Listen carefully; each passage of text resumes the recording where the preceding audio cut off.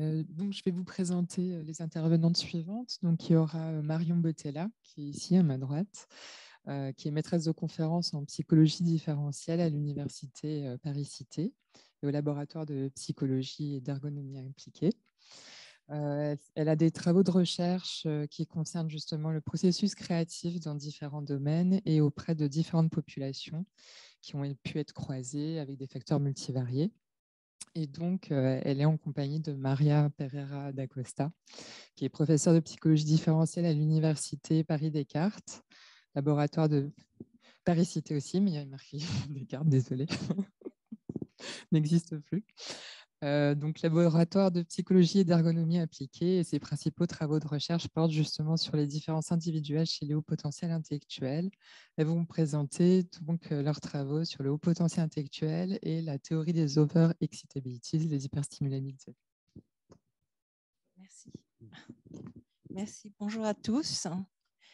Donc, nous vous présentons aujourd'hui des résultats de deux études que nous avons menées conjointement. Donc, nous ferons cette présentation en duo.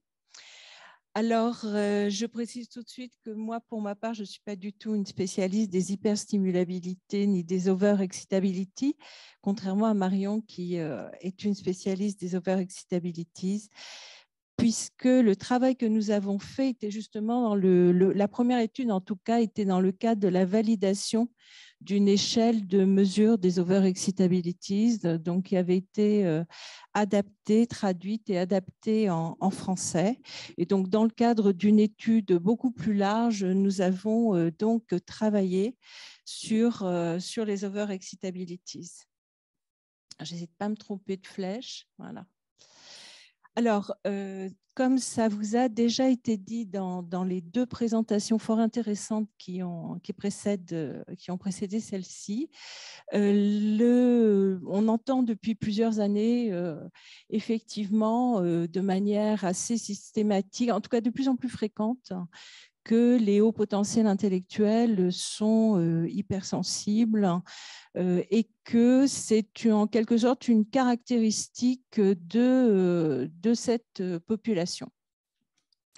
Alors, on trouve notamment dans la littérature différentes critiques, observations à ce sujet-là. Donc, vous avez tout à l'heure une présentation de Sophie Brasseur et Catherine Cuche, et elles ont écrit sur le sujet et elles en parlent très, très bien.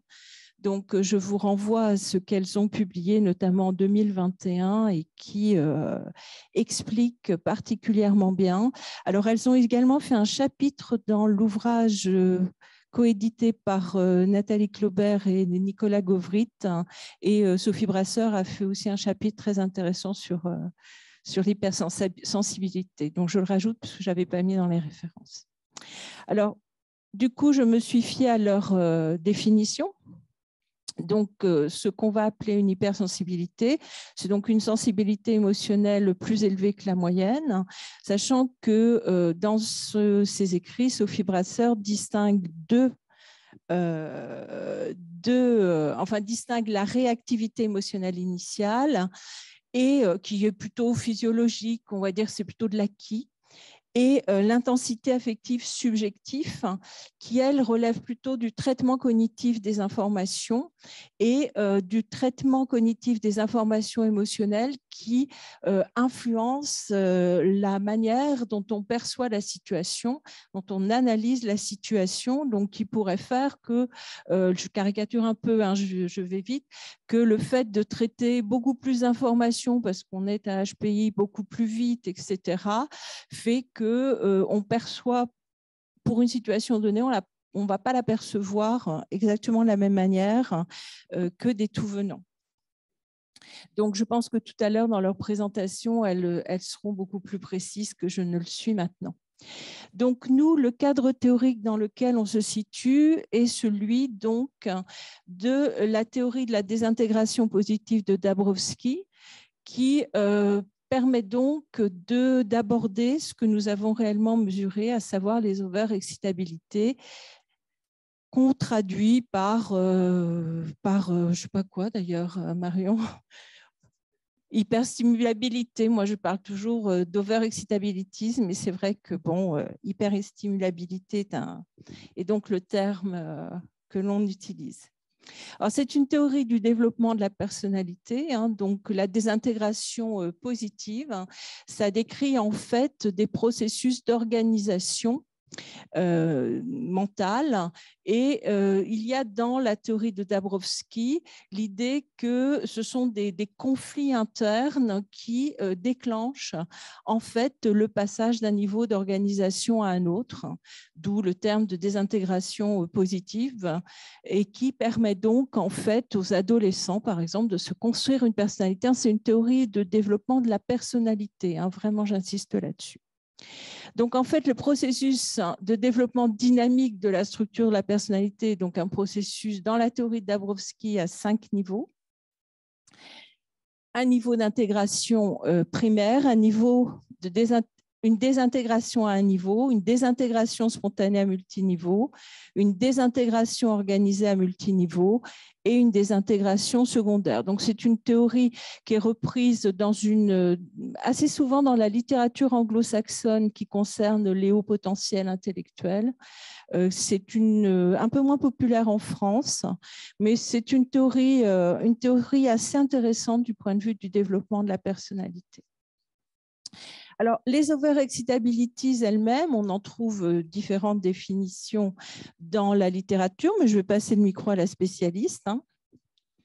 Merci, Maria. Bouge pas. Je vais là. Donc, les hyperstimulabilités, donc ça va être des réactions intenses en réaction à des stimuli internes ou externes qui peuvent apparaître dans 5 domaines qui sont présentés ici. Donc, c'est vraiment des caractéristiques liées à l'individu qui vont s'intégrer dans cette théorie de la désintégration positive de Dabrowski et donc qui vont permettre de passer les différents niveaux qui sont présentés dans cette théorie. Et donc, cette hyperstimulabilité va se manifester dans 5 domaines. On va retrouver l'overexcitabilité intellectuelle, où on a besoin de comprendre, on a besoin d'apprendre, on a envie de comprendre, savoir, et on a un besoin intellectuel intense. On a l'hyperstimulabilité émotionnelle, c'est le fait de ressentir intensément des émotions. On a une bonne qualité du relationnel. On a l'hyperstimulabilité imaginative, donc on a une vie imaginaire qui est extrêmement riche, détaillée, avec une vie fantasmatique très développée également. On a une hyperstimulabilité sensorielle, donc là qui repose vraiment au niveau des sens, où on a une exaspération des 5 sens. On a beaucoup de finesse discriminative dans l'odorat, dans l'ouïe, dans la vue, dans le toucher. Et enfin, on a l'hyperstimulabilité psychomotrice, où on a un besoin intense d'activité physique et de se dépenser.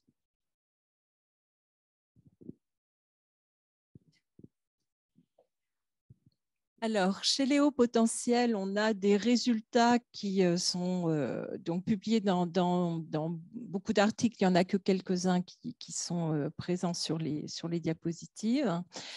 Alors, chez les adultes, il y a eu des études avec peu d'études, hein, mais on va trouver un résumé dans Mandaglio et Tillier notamment. Et ces auteurs disent que chez les HPI, on a ce qu'on appelle les Big Three, c'est-à-dire on a surtout une overexcitabilité intellectuelle exacerbée, une overexcitabilité émotionnelle exacerbée et une overexcitabilité imaginative exacerbée. Chez les enfants au potentiel, qui sont plutôt la population qui nous intéresse, des enfants adolescents, on a aussi des études qui retrouvent la même structure de la personnalité et au niveau des overexcitability, c'est 3 Big Three, avec l'ordre qui est indiqué sur l'écran, c'est-à-dire l'intellectuel est la plus élevée, on a ensuite l'émotionnel, on a ensuite l'imaginative. Alors, ce serait parfait, puis l'histoire pourrait s'arrêter là, sauf qu'on a aussi des études qui ne montrent pas ça, qui montrent autre chose. On a par exemple l'étude d'Ackermann, l'étude de Bouchard, où cette fois-ci, dans les 3 overexcitability dominantes, on ne va pas retrouver l'imaginative, mais on va trouver la psychomotrice. On a l'étude de Limon et collaborateurs, où on ne va pas retrouver dans les 3 dominantes l'overexcitability émotionnelle, mais on va trouver l'overexcitability sensorielle. Donc, on a en fait des résultats, comme très souvent dans les études sur les hauts potentiels, on a des résultats d'études qui ne racontent pas toujours la même histoire. Alors, dans le contexte que j'ai précisé tout à l'heure, nous nous sommes intéressés, donc nous avons mesuré aussi les overexcitability dans nos échantillons d'HPI. Alors, HPI, je le dis tout de suite, c'est l'identification minimaliste, c'est-à-dire QI supérieur ou égal à 130.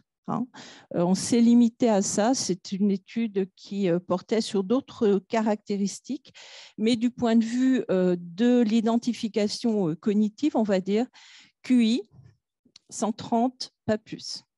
Pas plus en termes de critères d'identification. C'est limité au QI total. Alors, nous avons fait ce travail 2 fois. Une première fois en 2014 et une seconde fois en 2022. Donc, en 2022, je présenterai aussi quelques résultats. C'est en cours de traitement, c'est en cours d'analyse, c'est pas encore stabilisé complètement.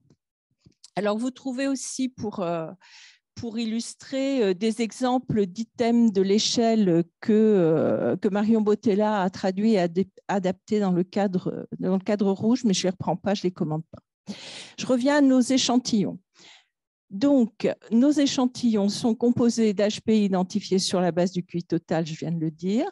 Ils sont scolarisés dans les mêmes établissements que alors, j'ai entendu tout à l'heure QI ordinaire. Je parle de tout venant. Mais on parle de la même population, c'est-à-dire des adolescents dont le QI est éloigné de 130. Donc, si on prend en compte l'écart type, on est en dessous de 125 à peu près normalement. Donc, ils sont scolarisés, donc ces 2 sous-groupes, tout venant et HPI, dans les mêmes établissements. Alors, ce que je vais préciser, j'aurais dû commencer par ça, c'est que notre démarche, elle consiste à comparer des groupes d'HPI à des groupes de tout venant. C'est-à-dire qu'on ne cherche pas uniquement à savoir quels sont les 3 overexcitability les plus développés parmi les 5 ou quelle est la plus développée parmi les 5 uniquement chez les HPI. On s'intéresse à une comparaison entre le groupe HPI et les groupes de tout venant, d'où l'importance qu'ils soient scolarisés dans les mêmes établissements. On a le même outil de mesure, c'est-à-dire l'échelle construite par Marion Bottella, qui est une échelle constituée de 35 items avec une mesure sur une échelle de Likert en 5 points. Alors, en 2014, puisqu'on a 2 études, je l'ai dit tout à l'heure, on a un premier échantillon qui est composé de 68 HPI, tous scolarisés dans des collèges, donc des collégiens, ça va de soi. Et on les a appariés parce qu'on avait beaucoup de sujets. C'était une étude où on avait 400 ou 500 sujets. Et on les a appariés aux collégiens tout venant sur le genre et sur l'âge. Donc, on a pris dans notre échantillon de 400 et quelques tout venants ceux qui avaient même âge, enfin les mêmes caractéristiques que nos 68 collégiens HPI. On était très contents d'en avoir 68. Nicolas Gauvry vous a expliqué tout à l'heure qu'on est très content quand on en a 20. Donc là, on en avait 68, on était ravis. On avait un peu ciblé aussi pour en avoir beaucoup, mais ça avait vraiment bien marché. Et donc, on a ici un échantillon classique. Les observateurs auront remarqué le déséquilibre filles-garçons, mais je ne le commande pas ici, ce n'est pas le sujet du colloque. En 2022, on est sur des chiffres qui sont là aussi importants en termes de taille d'échantillon HPI, mais un peu plus faible quand même. On a un échantillon de 30 collégiens. Et cette fois-ci, on ne les a pas appariés, on n'a pas eu le temps de le faire. Donc, on a à côté de ça 224 collégiens tout venant. On a des âges moyens qui sont à peu près les mêmes. Et vous observez là aussi la répartition filles-garçons différente selon le groupe. Je repasse la parole à Marion. Merci Maria. Alors, on va tout d'abord regarder ce qui se passe plus spécifiquement dans l'étude de 2014. Après, on vous présentera les premiers résultats préliminaires de ce qui se passe dans l'étude de 2022. Et quand on s'intéresse au groupe des enfants HPI, ce que l'on constate, c'est tout d'abord l'ordre dans lequel sont classées ces hyperstimulabilités. Donc, ce que l'on va retrouver en premier, ça va être l'hyperstimulabilité imaginative. Ensuite, on va retrouver l'hyperstimulabilité émotionnelle, l'hyperstimulabilité intellectuelle, et dans un second temps, on va retrouver l'hyperstimulabilité psychomotrice et sensorielle. Ce qui nous intéresse ici sur ce premier résultat, c'est de constater que les 3 overexcitabilities qui sont censées être les plus importantes et les plus marquées chez les individus à haut potentiel sont effectivement celles que l'on retrouve dans notre échange de 2014, où les fameuses Big Three sont effectivement les plus marquées chez nos enfants à haut potentiel intellectuel. Si on regarde cet ordre chez les enfants tout venant, cette fois, on constate que l'ordre va être bouleversé. Alors ici, on a gardé le même classement pour lecture par rapport à la diapo précédente. Donc, on a le même classement que les HPI qu'on vous a présenté tout à l'heure, mais on a remis à côté l'ordre des tout venants.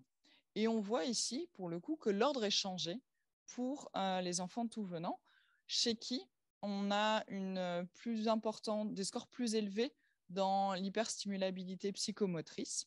Ensuite, on retrouve l'hyperstimulabilité émotionnelle, puis l'hyperstimulabilité imaginative. Enfin, on a la sensorielle et on termine par l'hyperstimulabilité intellectuelle, qui était quand même plus importante tout à l'heure. Il y avait une question là-bas ou... Oui, tout à fait. D'accord, on va remettre la suivante après. On les a tous les deux mis côte à côte. C'était la partie juste après. Donc, ce qui nous intéressait au-delà de l'ordre de classement de ces hyperstimulabilités, c'était de regarder et de comparer les enfants à haut potentiel intellectuel avec les enfants tout venant qui donc sont appareillés en termes d'âge et de genre. Et ce que l'on constate, c'est qu'effectivement, sur les 3 OE qui nous intéressent, on a des différences, sauf sur l'OE émotionnel, où là, pour le coup, on n'a pas de différence.